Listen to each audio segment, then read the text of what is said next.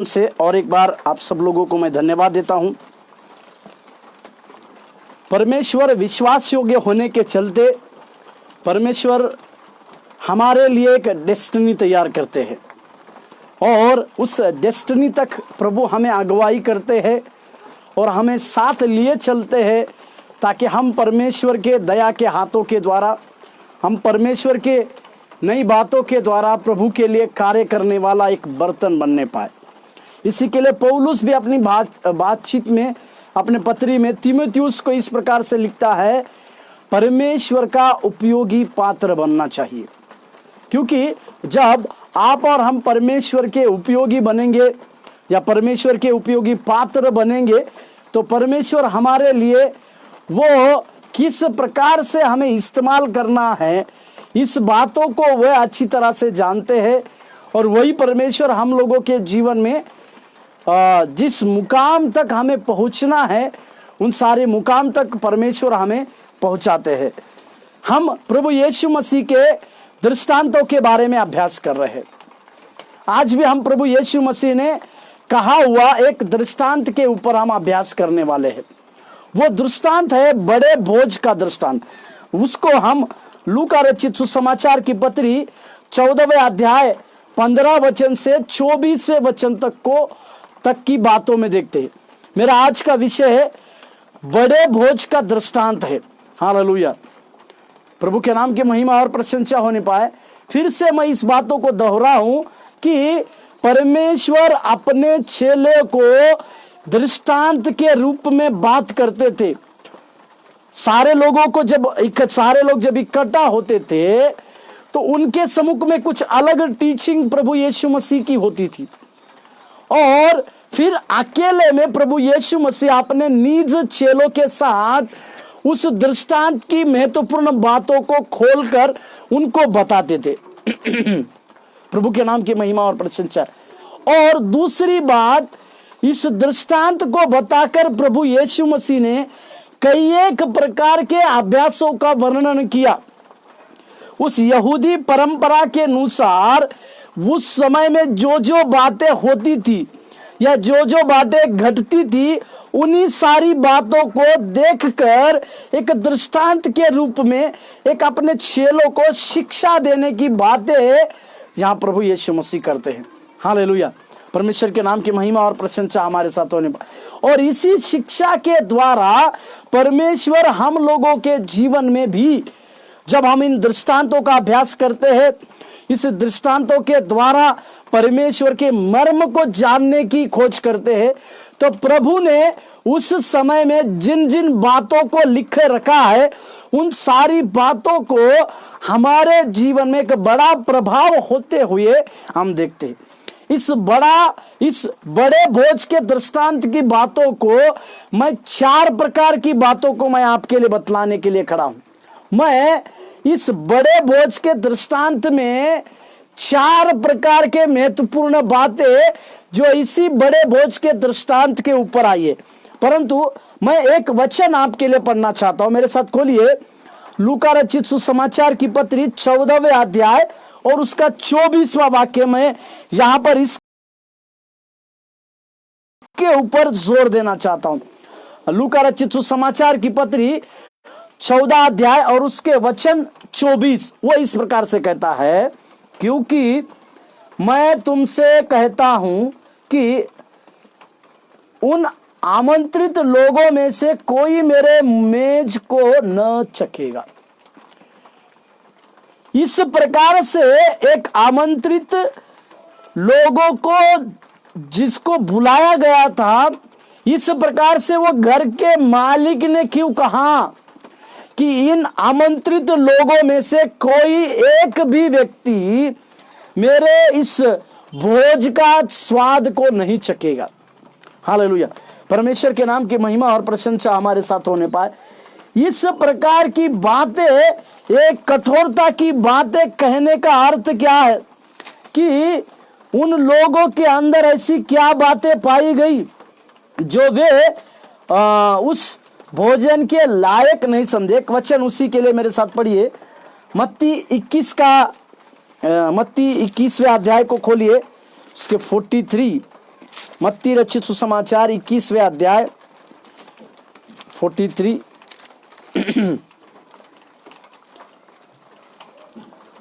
इसीलिए मैं तुमसे सच कहता हूं कि परमेश्वर का राज्य तुम में से लिया जाएगा और ऐसी जाति को जो उसका फल लाए दिया जाएगा। क्यों यहाँ यीशु मसीह ने मत्ती के 21वें अध्याय के इस 43 के वचन में लिखा कि एक का राज्य छीन लेगा और ऐसी जाति को दिया जाएगा जो जाति उसके लिए फल लाएगी, या जो जाति परमेश्वर के लिए फल लाएगी, ऐसे जाति के लिए राज्य दिया जाएगा। इसी की तुलना मैं लूका के 14वें अध्याय के 24वें वचन में कर रहा हूं। उस पिता के, उस घर के मालिक ने इस प्रकार से कहा, मैंने कई एक लोगों को निमंत्रित तो किया था, परंतु अब निमंत्रित लोगों में से कोई भी व्यक्ति इस भोजन को नहीं चखेगा। इसका अर्थ हम समझने की आवश्यकता है। और एक वचन मेरे साथ पढ़िएगा, प्रेरितों के काम 13 का 46वें वाक्य में। प्रेरितों के काम उसके 13 अध्याय और वाक्य 46।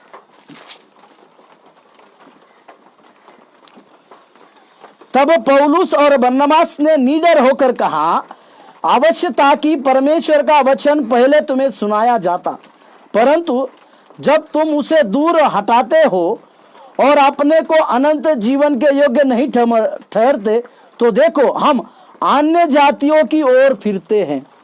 या पौलुस और बरनबास उस अन्य जाति के सम्मुख में, उस लोगों के सम्मुख में परमेश्वर के वचन को बड़े निडरता के साथ कह रहे। उस वचन का अर्थ यह है कि जो लोग परमेश्वर के वचन को नहीं सुनते, जो लोग परमेश्वर के सुसमाचारों को नहीं मानते, जो लोग परमेश्वर के उद्धार की बातों को नहीं मानते हैं, ऐसे लोगों में से परमेश्वर का राज्य लिया जाएगा और ऐसी एक जाति को देगा जिन जाति ने उसकी अपेक्षा नहीं की। हालेलुया, प्रभु के नाम की महिमा और प्रशंसा। मैं यहां पर और एक बात को कहना चाहता हूं, हम लोग जो अन्य जातियों में से है, उनके ऊपर परमेश्वर की दया के द्वारा उसका राज्य मिला है। इसी के लिए कुलुसियों का पत्र 1 अध्याय के 13वें वाक्य में इस प्रकार से लिखा है, उसने हमें, परमेश्वर ने हमें अंधकार के वश में से बुलाकर उसके प्रिय पुत्र के राज्य में प्रवेश कराया। उसका प्रिय पुत्र मतलब प्रभु यीशु मसीह के राज्य में हमारा प्रवेश होना, यह इस बात की ओर संकेत करता है कि वो महान परमेश्वर हम लोगों के जीवन में भी कार्य कर सकता है। हालेलुया, प्रभु के नाम की महिमा और प्रशंसा। अभी मैं उस बड़े बोझ के दृष्टांतों में से आपको 4 बहुमूल्य बातों को मैं पवित्र आत्मा की प्रेरणा के द्वारा बताने पर खड़ा हूं। 4 महत्वपूर्ण बातों को मैं आपको बताऊंगा। सबसे पहले यह दृष्टांत जो है, इजराइल और इजरायली लोगों का सुसमाचार का विरोध करने के द्वारा लिखा है। हम सब लोग जानते हैं इजरायली लोगों के लिए परमेश्वर की एक योजना थी।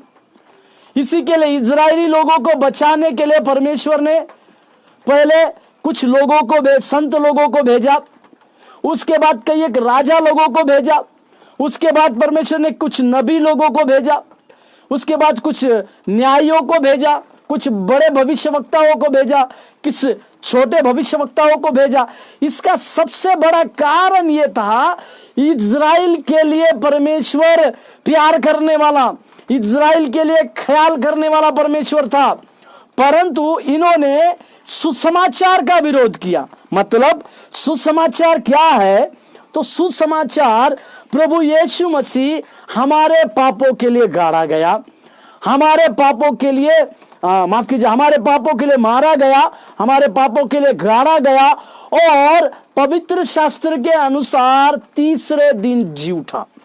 और जो कोई व्यक्ति किसी भी धर्म का हो, किसी भी बोली भाषा बोलने वाला क्यों ना हो, जब इस यीशु मसीह के ऊपर विश्वास अगर करता है तो वो उद्धार को पाएगा। ना केवल वो, परंतु प्रेरितों ने जिस प्रकार से कहा, यीशु मसीह के ऊपर उद्धार कर, यीशु मसीह के मान ले, तो तू और तेरा घराना उद्धार पाएगा। परंतु इजरायली लोगों का इस परमेश्वर के लिए और उसके सुसमाचार के लिए विरोध करने के बारे में इस प्रकार का यह दृष्टांत दिखा है। और जो यह दृष्टांत आज के कलीसिया और हर एक विश्वासी के ऊपर लागू होता है। इस दृष्टांत जो है, ये जो दृष्टांत बड़े भोज का, ये आज के विश्वासी के जीवन में लागू किस प्रकार से होता है, उसकी 4 बहुमूल्य बातों को मैं आपको बताने पर हूं। पहले, सबसे पहली बात, अपने लोगों को स्वर्गीय राज्य में लाने के लिए यीशु की वापसी है। यीशु की वापसी केवल अपने लोगों को अपने राज्य में लिए चलने के लिए है। यूहन्ना के 14वें अध्याय में प्रभु यीशु मसीह ने 3 और 4 वचन में कहा, मैं मेरे पिता के पास जाता हूं और आपके लिए एक जगह तैयार करता हूं, ताकि जहां मैं रहूंगा वहां आप लोग भी रहने पाए, बोलकर इस प्रकार की शिक्षा को प्रभु यीशु मसीह ने अपने लोगों को दिया। इसी के लिए प्रभु के नाम की महिमा और प्रशंसा हमारे साथ होने पाए, उसकी दया की बातें, उसके अनुग्रह की बातें हमारे साथ साथ सदा चलने पाए। सबसे पहला बात जो है, अपने लोगों को स्वर्गीय राज्य में प्रवेश लाने के लिए यीशु का वापस आना, मतलब अपने लोगों के लिए स्वर्ग में उन्हें लेकर जाने के लिए आना है। मेरे साथ एक वचन पढ़िएगा, वचन लूका रचित सुसमाचार 14 अध्याय 14वें और 15वें वचन को मैं पढ़ना चाहता हूं। लूका रचित सुसमाचार की पत्री उसके 14वें अध्याय 14 और 15। तब तू धन्य होगा, क्योंकि उनके पास तुझे बदला देने को कुछ नहीं, परंतु तुझे धर्मियों के लिए जी उठने पर इसका प्रतिफल मिलेगा। 15वां वाक्य, उसके साथ भोजन करने वालों में से एक ने ये बातें सुनकर उससे कहा, धन्य है वह जो परमेश्वर के राज्य में रोटी खाएगा। हालेलुया, जो परमेश्वर के राज्य में रोटी खाएगा। इसका मतलब ये कौन लोग धन्य हैं जो परमेश्वर के राज्य में रोटी खाएंगे, मतलब यीशु मसीह की वापसी, स्वर्ग से वापसी अपने विश्वासी लोगों को स्वर्ग में लेके जाने की बातें के लिए है। इसी के लिए साथ ही साथ हमें इस बातों को समझने की आवश्यकता है। ये उस स्वर्ग में परमेश्वर के राज्य में रोटी खाने को भी दर्शाता है। साथ ही साथ भविष्य की स्वर्गीय महिमा में पुनरुत्थान का दिन, भविष्य में हमारे लिए पुनरुत्थान के लिए एक स्वर्ग में एक दिन को ठहराया है। प्रभु ने हमें एक स्वर्गीय स्थानों में बुलाया है। कुलुस्सियों का पत्री उसके 3 अध्याय के 2 वचन में अगर हम पढ़ते तो उसमें लिखा है, इसीलिए पृथ्वी की नहीं परंतु स्वर्गीय बातों पर ध्यान लगाओ। और इसी के लिए परमेश्वर इस प्रकार से कहते हैं कि हमें भविष्य में हमें स्वर्गीय महिमा में पुनरुत्थान का दिन रखा गया, स्वर्गीय महिमा में एक पुनरुत्थान का दिन दिया गया है। उसी को मैंने इस प्रकार से कहा, स्वर्गीय राज्य में लाने के लिए, अपने सारे लोगों को स्वर्गीय राज्य में लाने के लिए परमेश्वर की वापसी होती है। और इस राज्य के बारे में लगातार अगर हम वचन को पढ़ते हैं तो उसमें मत्ती रचित सुसमाचार 26 अध्याय के 29वें अगर पद को हम पढ़ते हैं, उसके पहले लूका रचित सुसमाचार 13 का 29वें वाक्य, 13-29, और पूर्व और पश्चिम और दक्षिण से लोग आकर परमेश्वर के राज्य के भोज में भागी होंगे। हालेलुया, परमेश्वर के नाम की महिमा। यहां पर चारों दिशाओं के बारे में लिखा है, पूर्व, पश्चिम, दक्षिण और उत्तर। वहां से लोग आकर परमेश्वर के राज्य के भोग में भागी होंगे। ये कौन लोग हैं? ये वही लोग हैं जिन्होंने परमेश्वर के वचनों को स्वीकार किया, जिन्होंने परमेश्वर यीशु मसीह की पश्चाताप वाली प्रार्थना को अपने जीवन में स्वीकार किया, और साथ ही साथ ये वही लोग हैं जिन्होंने अपने उद्धारकर्ता के रूप में प्रभु यीशु मसीह को स्वीकारा और उस उद्धारकर्ता के साथ अपना जीवन व्यतीत करने की बातों को कहा, और इसी के चलते परमेश्वर का दया, परमेश्वर का आशीष इन लोगों के ऊपर बना रहा। हालेलुया। इसी के लिए हम लोग जो अन्य जाति के हैं, हमारे ऊपर परमेश्वर की दया रही, हमारे ऊपर परमेश्वर का अनुग्रह बना रहा, हमारे ऊपर परमेश्वर के कार्य भी बने रहे, और उसी कार्य के द्वारा परमेश्वर ने हमारे जीवनों में एक प्रकार की बातें को कहा कि हम लोग सारे परमेश्वर के राज्य में उसके साथ भोजन करने के लिए भागीदारी होंगे। इतनी बड़ी स्वर्गीय स्थान, इतने बड़े अधिकार के लिए परमेश्वर ने आपको और हमको बुलाया है, जिससे हमें किसी भी अवस्था में हमारा वो स्वर्गीय स्थान, चाहे कुछ भी हो, हमें किसी भी अवस्था में हमारा वो स्वर्गीय स्थान हम कभी भी ना खोने पाए, परमेश्वर के राज्य में परमेश्वर के नाम की महिमा और प्रशंसा होने पाए। दूसरा एक बात है, जिन्होंने आरंभ में निमंत्रण को स्वीकार किया परंतु बाद में आने से इनकार किया, उन्हें प्रदर्शित करता है जो यीशु के उद्धार का निमंत्रण को स्वीकार करते हैं, या ऐसा दिखाते हैं जिन्होंने निमंत्रण स्वीकार किया तो भी उनका प्रेम उसके लिए और स्वर्गीय राज्य के लिए ठंडा पड़ गया है। हालेलुया। ये उन लोगों को दिखाता है जो पहले तो उन्होंने यीशु मसीह के उद्धार का निमंत्रण तो स्वीकार किया, प्रभु यीशु मसीह को अपना उद्धारकर्ता के रूप में स्वीकार किया, परंतु आगे चलकर वो केवल उनके अंदर दो बातें पाई, वे केवल दिखावटी निमंत्रण को स्वीकार करते, वे लोगों को दिखाने के लिए कि हमने भी यीशु मसीह की उस उद्धार की प्रार्थना को स्वीकार किया है, ये केवल दिखावटी निमंत्रण के लिए स्वीकारा जाता है, परंतु उनके अंदर परमेश्वर का प्रेम, स्वर्गीय राज्य की बातें एकदम ठंडा पड़ गई है। जिस प्रकार से परमेश्वर का प्रेम उनके अंदर रहने की आवश्यकता है, वे सारा प्रकार का परमेश्वर का प्रेम और स्वर्गीय राज्य की बातें उनके अंदर पूरी रीति से ठंडी हो चुकी है। इसी के लिए हमें भी इस बात को समझने की आवश्यकता है, क्या हमारे अंदर परमेश्वर का उस प्रेम की बातें कम पाई जा रही है? क्या हमारे भी अंदर हमने, इसी के लिए प्रकाशित वाक्य लिखने वाले यूहन्ना को प्रभु इस प्रकार से कहता है, पहला सा प्रेम तूने छोड़ दिया है। हालेलुया। परमेश्वर के नाम की महिमा और प्रसिद्ध।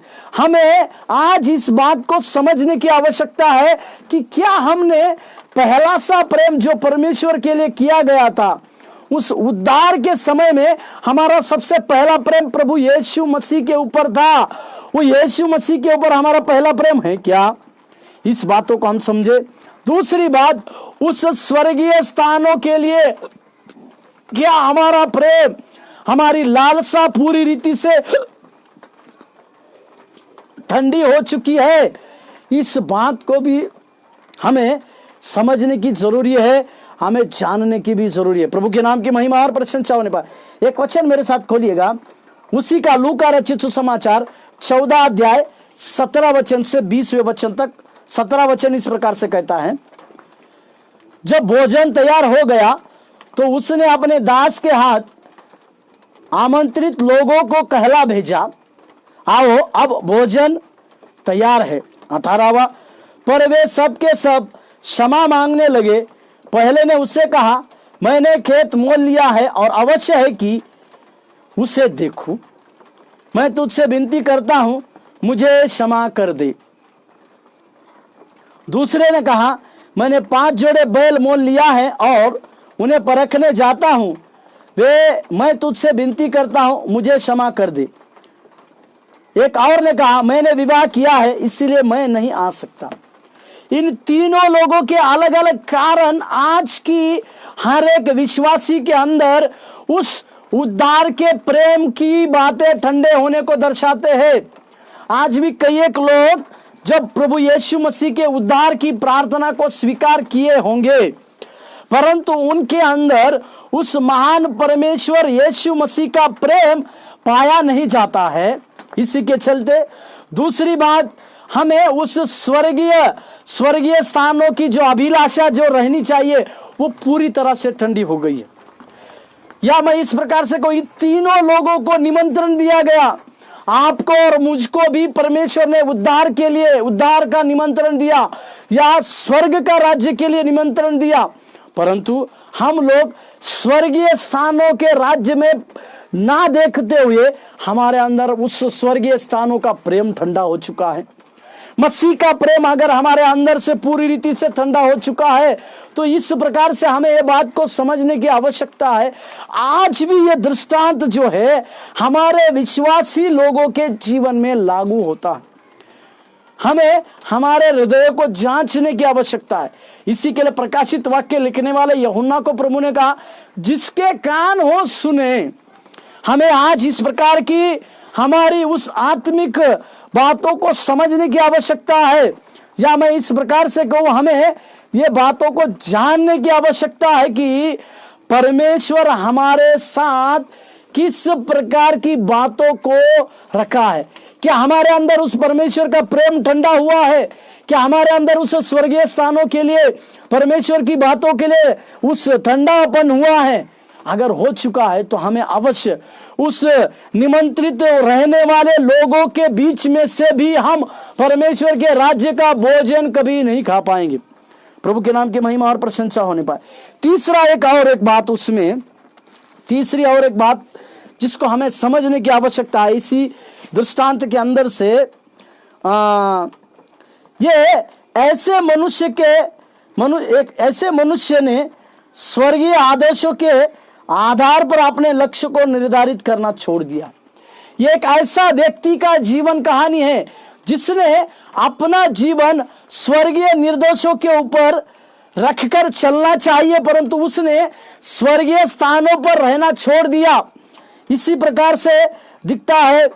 और जैसे कुलुसियों के पत्री में अगर हम पढ़ते हैं तो उसी के 3 अध्याय कुलुसियों का पत्री 3 बात, उसने अपना जीवन स्वर्गीय स्थानों से हटाकर जगत और संसार की बातों में लगा दिया है।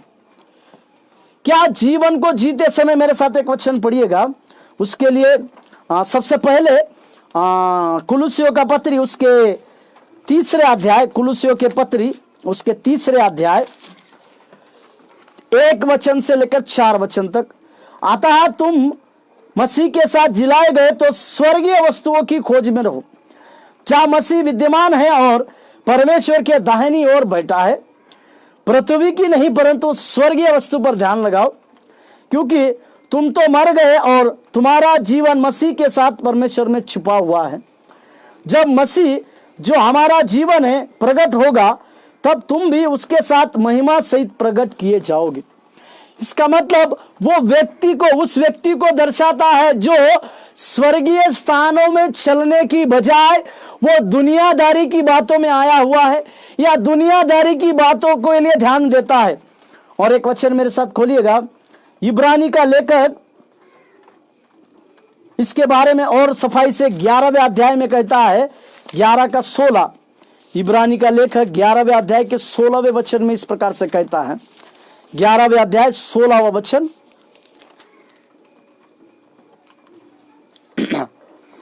पर वे एक उत्तम अर्थात स्वर्गीय देश के अभिलाषी है, इसीलिए परमेश्वर उनका परमेश्वर कहलाने में उनसे नहीं लज जाता, क्योंकि उसने उनके लिए एक नगर तैयार किया।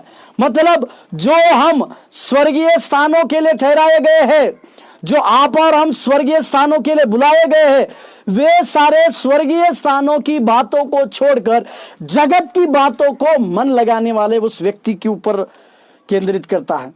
वो एक ऐसा व्यक्ति बनता है जो जिसे चाहिए परमेश्वर के स्वर्गीय स्थानों पे रहे, जगत की बातों पर नहीं और स्वर्गीय वतन के ऊपर ध्यान दे, परंतु ये व्यक्ति परमेश्वर के राज्य को छोड़कर जगत और जगत में पाए जाने वाले सारे लोगों की बातों को देखता है। इसी के लिए परमेश्वर के पवित्र नाम की महिमा और प्रशंसा हमारे साथ होने पाए। उसकी दया की बातें, उसके अनुग्रह की बातें और उसके कार्य की बातें हमारे साथ लगातार चलती रहने पाए, इसके लिए मैं परमेश्वर के नाम को महिमा देता हूं। हालेलुया। प्रभु के नाम की महिमा और प्रशंसा हमारे साथ होने पाए। और उसी का वचन पढ़िएगा 14वें अध्याय, लूका 14वें अध्याय 18 वचन से 20वें वचन तक। ये जैसे जिस प्रकार से हमने पढ़ा, वो अलग अलग रीति से कुछ बहानों को बता रहे हैं। मतलब ये बहाने 3 प्रकार के अलग कारणों को जिन्होंने बताया, या 3 प्रकार के अलग अलग बहानों को जिन्होंने बताया, ये उस व्यक्ति को दर्शाता है जो अपने स्वर्गीय स्थान को भूल चुका है, जो अपने स्वर्गीय वतन को भूल चुका है और अपना पूरा ध्यान उस जगत में रहने वाले व्यक्ति, जगत में रहने वाले उस अभिलाषा के ऊपर वो पाया जाता है। इसी के लिए पहला यूहन्ना का पत्री 2 अध्याय में 15 वचन में यूहन्ना ने कहा, ना तो तुम जगत और उसकी वस्तुओं के ऊपर प्रेम करो। जो जगत से प्रेम करता है वो परमेश्वर का बैरी है। और 16वें वचन में 3 प्रकार की अलग अलग अभिलाषाओं के बारे में यूहन्ना लिखता है, पहला यूहन्ना।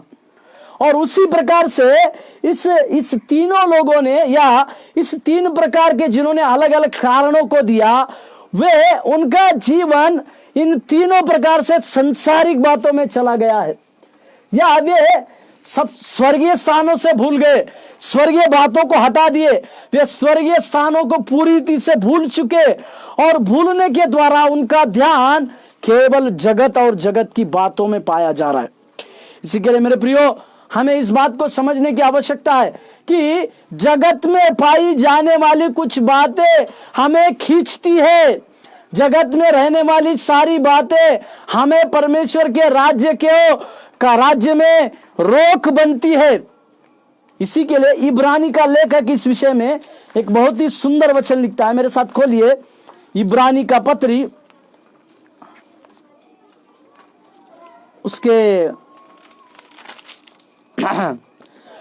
इब्रानी का लेखक 12वें अध्याय के पहले वचन में इस प्रकार से कहता है, इस कारण जबकि गवाहों का ऐसा बड़ा बादल हमको घेरे हुए है, तो आओ हर एक रोकने वाली वस्तु और उलझाने वाले पाप को दूर करके वह दौड़ जिसमें हमें दौड़ना है, धीरज से दौड़े।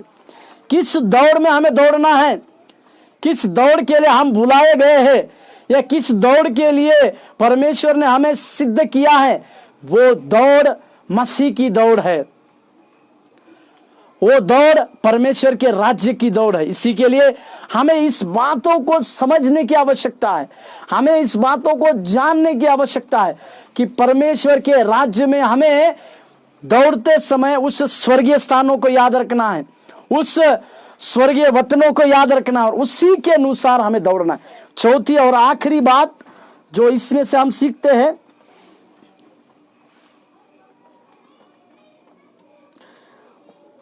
जिनके हृदय स्वर्ग में यीशु के साथ है और इस संसार में अपने भविष्य की चिंताओं पर निर्भर नहीं है, वे दुल्हन और आत्मा के साथ प्रार्थना करते हैं। मतलब उसका चौथा बात अगर 21वें वचन से लेकर 23वें वचन तक सबसे पहले पढ़िएगा, लूका 14वें अध्याय 21वें वचन से 23वें वचन तक का बात। लूका 14वें अध्याय 21 वचन से 23वें वचन तक।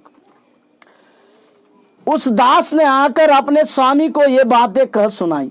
तब घर के स्वामी ने क्रोध में आकर अपने दास से कहा, नगर के बाजारों और गलियों में तुरंत जाकर कंगालों, टुंडों, लंगड़ों और अंधों को यहां ले आओ। 22। दास ने फिर कहा, हे स्वामी, जैसा तूने कहा था वैसा ही किया है, फिर भी जगह है। और 23वां पद, स्वामी ने दास से कहा, सड़कों पर और माड़ों और और जा और लोगों को विवश करके ले आ ताकि मेरा घर भर जाए। ये वचन इस प्रकार से दर्शाते हैं, यहां वे भी है जिनके हृदय स्वर्ग में परमेश्वर के साथ है और इस संसार में अपने भविष्य की चिंताओं पर निर्भर करते हैं। या इस प्रकार से मैं कहूं, वे उस दुल्हन को वे दुल्हन और आत्मा के साथ प्रार्थना करने वाले, वे उस दुल्हन के लिए आत्मा के साथ प्रार्थना करने वाले लोग हैं, जिसको हमें समझने की आवश्यकता है, जिसको हमें जानने की आवश्यकता है। प्रभु के पवित्र नाम की महिमा और प्रशंसा होने पाए। इसका मतलब इसमें से कुछ लोग उस प्रकार से है जो अपने हृदयों में स्वर्गीय यीशु मसीह को रखे हैं, परंतु वे भविष्य की कुछ चिंताओं में खोए गए हैं, परंतु उनके लिए भविष्य की चिंताओं की बातें रखी गई है, इसी के लिए वे उस बातों को समझ नहीं पा रहे, या वे दुल्हन और आत्मा के साथ प्रार्थना करते हैं। उस दुल्हन की बातों को उन्होंने सुना है, यीशु मसीह एक दुल्हन को लेने के लिए आ रहा है। ये वही लोग हैं जो उस भोजन के लिए निमंत्रित किए गए, या माफ कीजिएगा, ये वही लोग हैं जो उस भोजन के उस स्वामी के भोज में लाए गए। इसका मतलब ये उसके हकदार बने। हालेलुया, प्रभु के नाम की एक वचन मेरे साथ पढ़िए, प्रकाशित वाक्य 22 का 20। प्रकाशित वाक्य उस दुल्हन के विषय में लिखा है 22 के 20 में, जो इन बातों की गवाही देता है वह यह कहता है, हाँ मैं शीघ्र आने वाला हूं, आमीन, हे प्रभु यीशु आ। ये इसमें से कुछ लोग वो है जो उस दुल्हन के आने की बातों के लिए तैयार है और अपने आत्मा में उस दुल्हन की बातों को स्वीकार कर चुके हैं। इसी व्यक्तियों को समझने की आवश्यकता है। हालेलुया।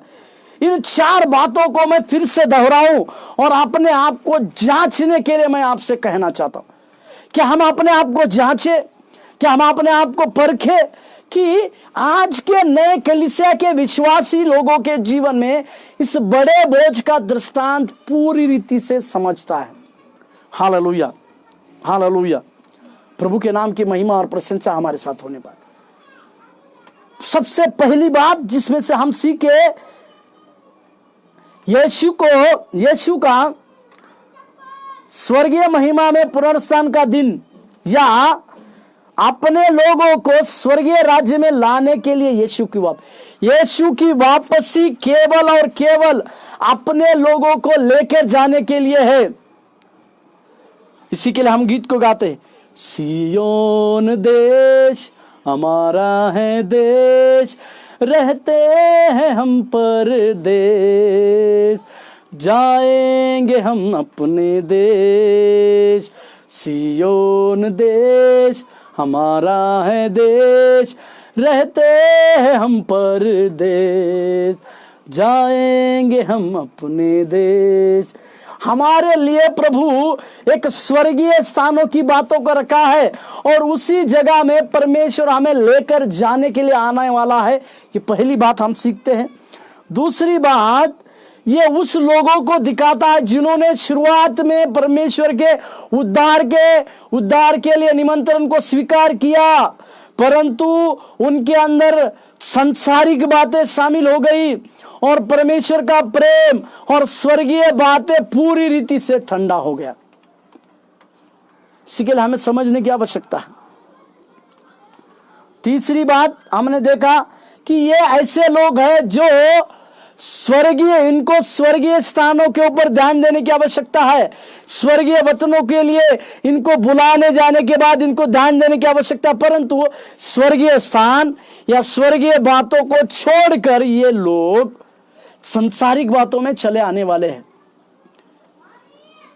चौथी बात मैंने आपको बताया कि ये इसमें से कुछ लोग इस प्रकार से है जो अपने हृदय में यीशु को रखे हैं, पर संसार और भविष्य की चिंता इनके जीवन में है,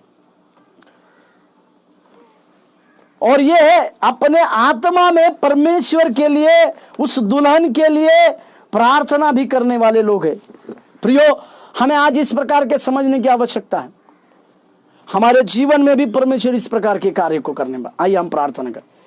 दयानिधि, हम प्रार्थना करते हैं प्रभु, तेरी बातों के लिए धन्यवाद देते हैं, तेरे कार्यों के लिए धन्यवाद देते हैं प्रभु। पिताजी, जिस कार्यों के लिए आपने हमें बुलाया, जिस कार्य के लिए आपने हमें विश्वास योग्य समझा, जिस कार्य के लिए प्रभु तो हमें आज भी विश्वास योग्य समझता है, इसके लिए प्रभु हम तेरी दया को मांगते हैं, तेरे अनुग्रह को मांगते हैं राजा, तो सहायता करने पाए और तेरे अनुग्रह करने पाए प्रभु। दया कर प्रभु, स्वर्गीय स्थानों में हमारा ध्यान आकर्षित होने पाए प्रभु। इस जगत की सारी बातें प्रभु यीशु मसीह के नाम से भूल कर प्रभु उस स्वर्गीय स्थानों में हम पहुंचने के लिए सहायता और मदद कीजिए। आपकी दया और आपका अनुग्रह हमारे साथ होने पाए, आशीष दे और अनुग्रह दे। यीशु मसीह के नाम से प्रार्थना को मांगते हैं, आमीन आमीन आमीन। प्रभु आपको आशीष देने पाए। धन्यवाद।